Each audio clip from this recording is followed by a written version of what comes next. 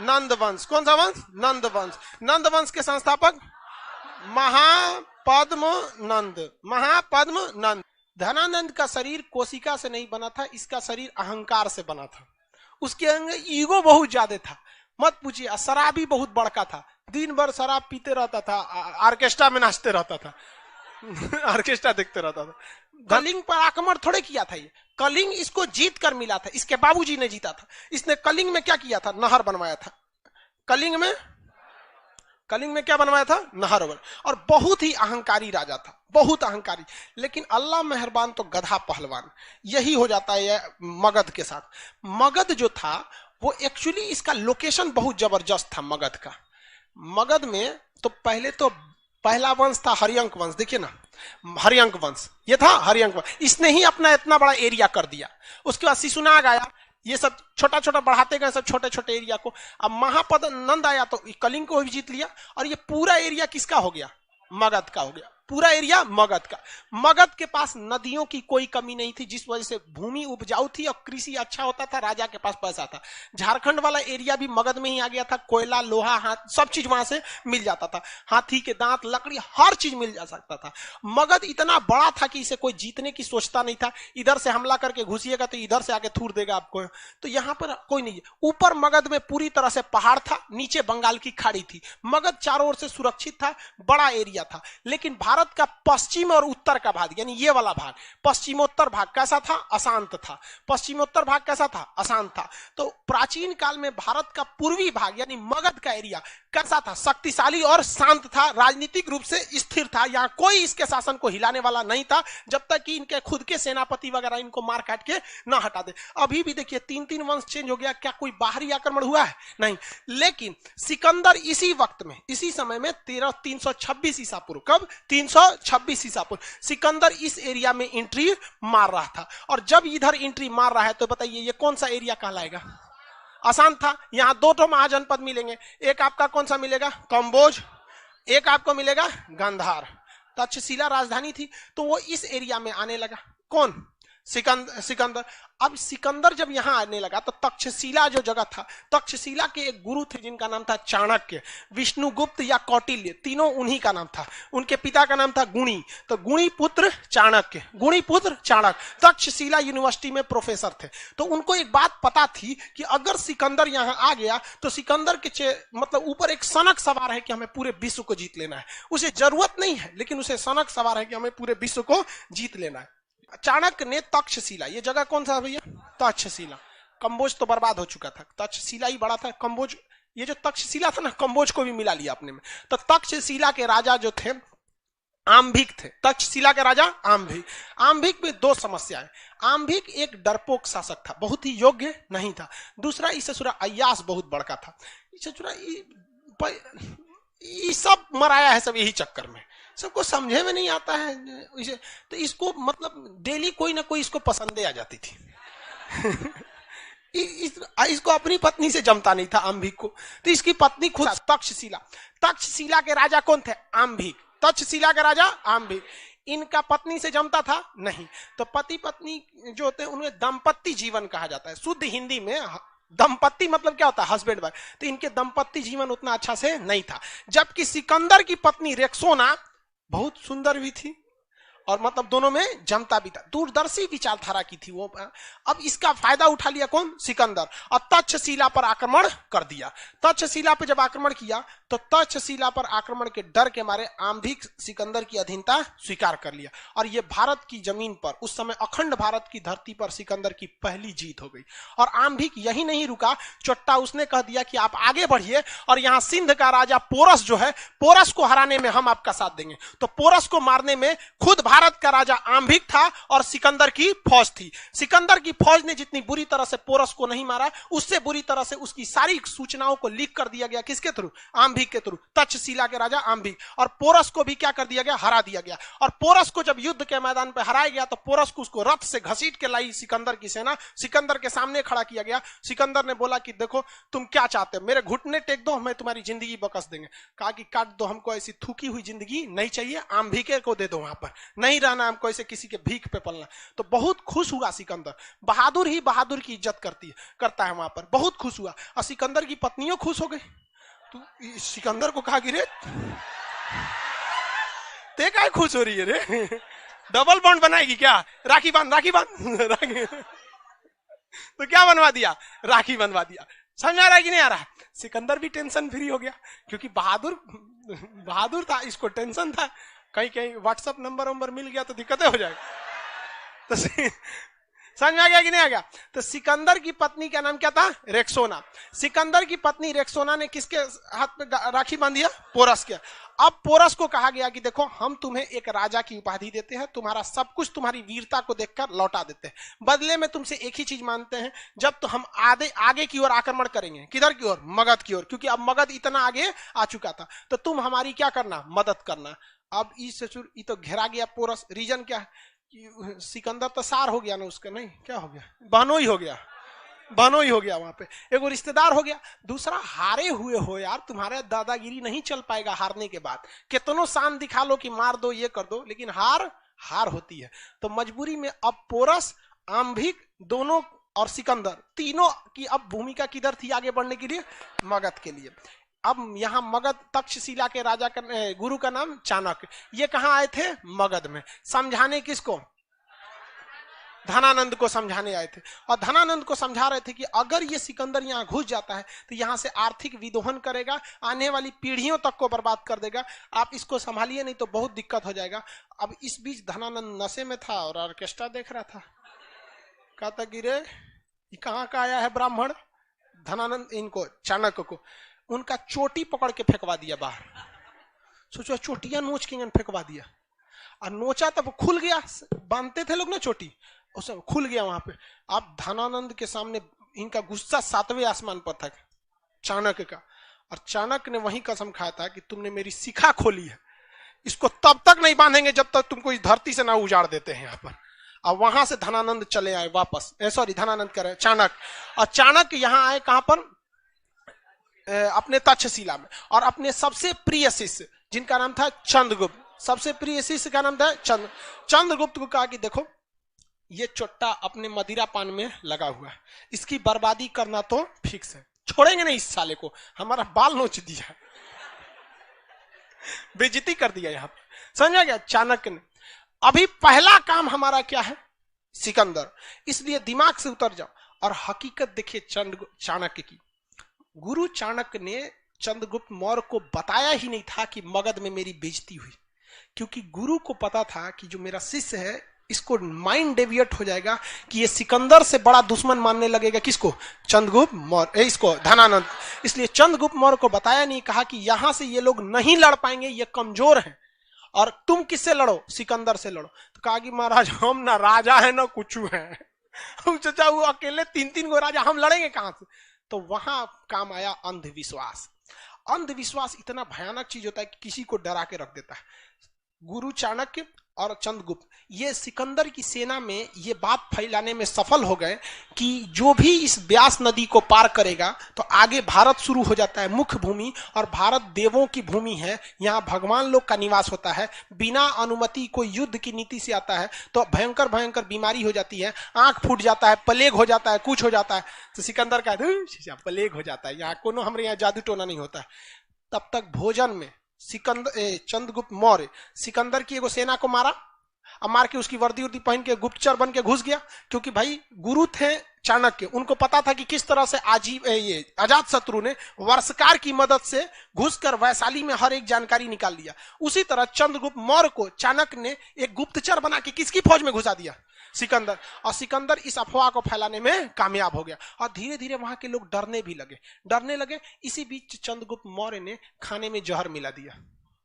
उस समय forensic report होती नहीं थी, कौन सी पता चलेगा कैसे मर गया, वहां पे जांच होता था कुछ। और जहर एक से एक कैटेगरी का था, आज खाओ 2 दिन बाद मरो, आज खाओ 3 घंटा बाद मरो, आज खाओ 6 महीना बाद मरो, इस टाइप का। तो जहर दिया और 1 हफ्ता बाद उसका असर दिखने लगा। 1 हफ्ता बाद आपको पता ही नहीं चलेगा कि 1 हफ्ता पहले क्या खाए थे। आपको पता है क्या पिछले संडे क्या खाए थे, किसी को नहीं पता, कौन ध्यान देता है यहाँ पे। और घुसा पूरा तरह से फैला दिया अफवाह को। और इस सिकंदर की फौज में अब धीरे धीरे क्या फैल गई, अफवाह। और कहा गया कि चलो एक काम करो, जिसको जिसको ब्यास नदी पार करना है चलो, तो ब्यास नदी में घूम फिर के आया सब। अजनते हैं किसको ले आया था सब घुमाने के लिए? जो उनके खानवा में जहर दिया था, टहल के आया सब ब्यास नदी में, 1 हफ्ता बाद मर गया। अचानक का देखो देखो देखो, यही होता है यहाँ पे, जाओगे लोग तो क्या हो जाएगा, मर जाओगे।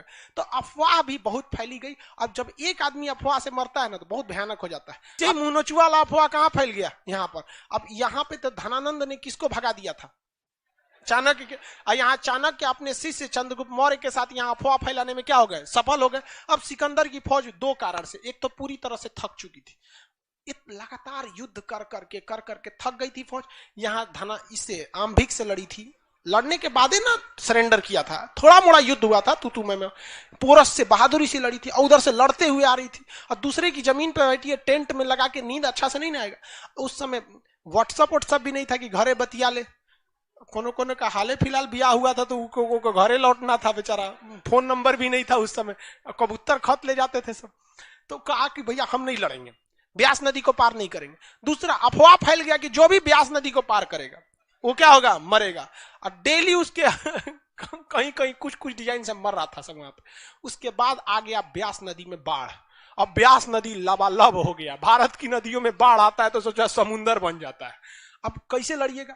उसके बाद अफवाह यह फैला दिया गया कि धनानंद के पास हाथियों की बहुत बड़ी फौज है। हाथियों की क्या है, बहुत बड़ी फौज है। और सिकंदर हाथी लाया नहीं था, क्या लाया था, घोड़ा। और घोड़ा, हाथी के आगे घोड़ा कुछ करेगा। हाइट, युद्ध में हाइट का बहुत बड़ा फायदा होता है।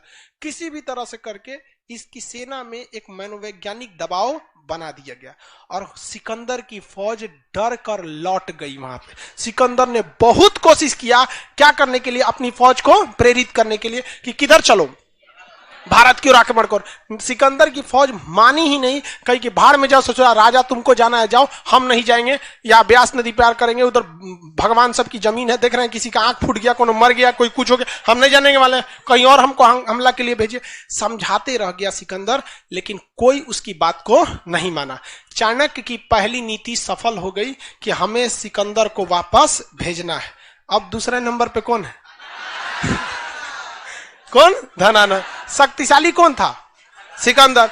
जब सिकंदर को वापस भेज दिया गया तो धनानंद को नहीं डेगची के मसाला है। इन दोनों का विश्वास भी बहुत ऊपर उठ गया। लेकिन इसमें एक गड़बड़ हो गई थी। सिकंदर का जो नौसेना प्रमुख था, एडमिरल नहीं होते थे आज के समय में, एडमिरल, नौसेना प्रमुख नियारकस, क्या नाम था, नियारकस, वो अपनी फौज को चुपचाप नौसेना प्रमुख लेके चला गया, क्योंकि उसका काम था नाव बनाना नदी उदी को पार करने के लिए। समझ में आ रहा है कि नहीं आ रहा। तो सिकंदर का सेनापति नियारकस जो था वो तो लौट गया, लेकिन सिकंदर का थल सेना प्रमुख जो था सेलुकस निकेटर, क्या नाम था, सेलुकस निकेटर, उसको डाउट था कि यहां कोई श्राप से लोग नहीं मरा है, कुछ ना कुछ यहां पर गड़बड़ है। वो सिकंदर को नहीं जाने देना चाहता था, लेकिन सिकंदर भी अपनी फौज के आगे मजबूर था, लौट गया। सिकंदर लौटा, यहां पर जब आक्रमण किया, कब किया था, 326 ईसा पूर्व, 326 ईसा पूर्व। किस राजा को हराया था, पोरस को। किसे, पोरस। अधीनता किसने स्वीकार कर लिया था, आम्भिक ने। किस नदी के किनारे इन्हें हराया था, झेलम नदी को। झेलम नदी का नाम क्या है, वितस्तता। क्या नाम था, वितस्तत। लेकिन इसे हाइडेस्फीज कहते हैं। सिकंदर इसे क्या कहता था वहां के लोग, हाइडेस्फीज। हाइडेस्फीज, कौन सा युद्ध, हाइडेस्फीज। तो सिकंदर ने क्या आम्भिक से युद्ध लड़ा था, आम्भिक ने अधीनता स्वीकार कर लिया था। सिकंदर ने युद्ध किससे लड़ा था, पोरस से। सिकंदर ने किससे युद्ध लड़ा था, पोरस। किसी को कोई दिक्कत नहीं, यहां तक में सिकंदर यहां से लौट गया। सिकंदर क्या हो गया, लौट गया। जब सिकंदर, इसमें नक्शा है जी वर्ल्ड का, इसी से काम चल जाएगा। यहां पर सारा तांडव हुआ था, यही एरिया था। यहां ये है आपका तुर्की, ये है ना तुर्की, और तुर्की के पास यहां है मेसिडोनिया। जस्ट तुर्की के पास कौन सा जगह है, मेसिडोनिया। सिकंदर ससुरा कहां से आया था, मेसिडोनिया।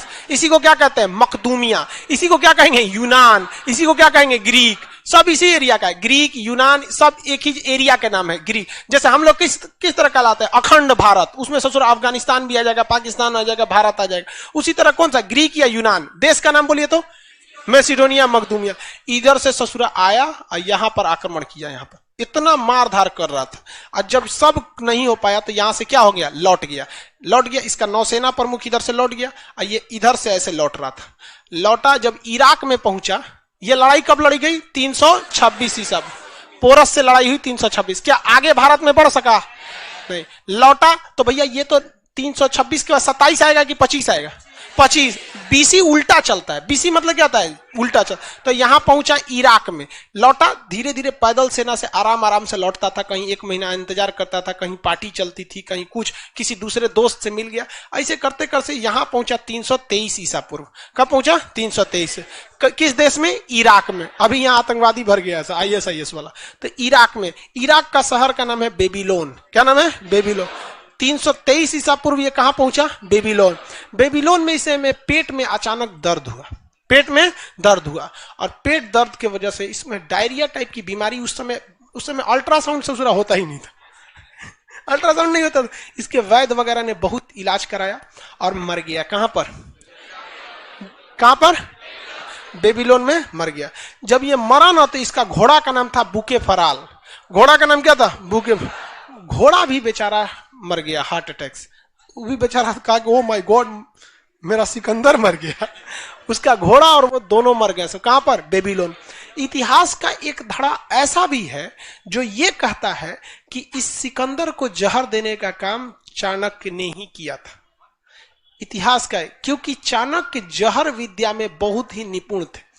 वो उनकी सबसे खतरनाक हथियार थी सब 20 कन्याएं। यहाँ पे तो इतिहास का यह धड़ा यह भी कहता है कि जहर किसने दिया था? चाणक्य ने।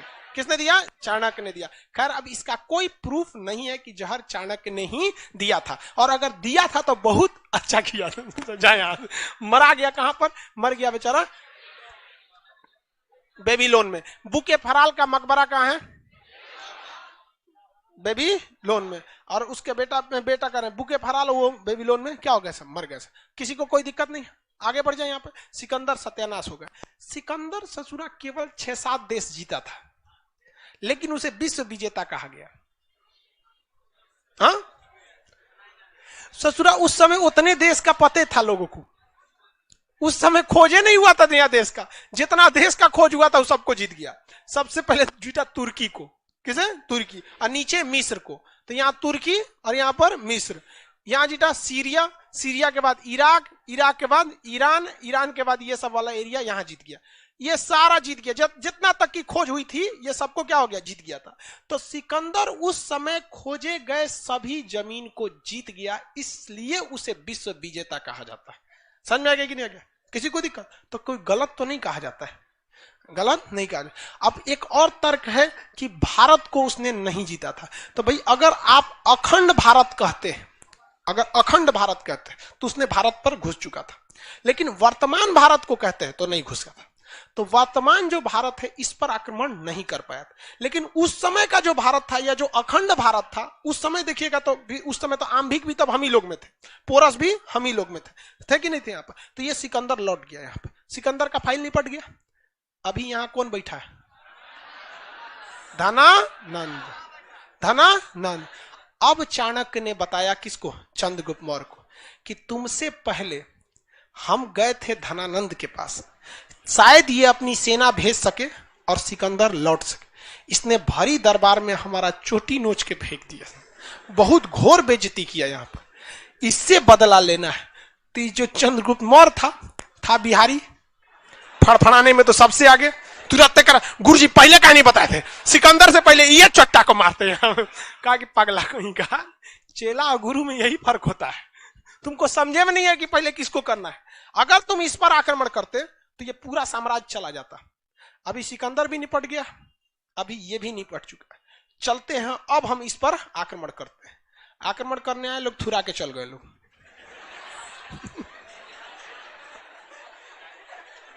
तो गुरु से भी गलती होती है।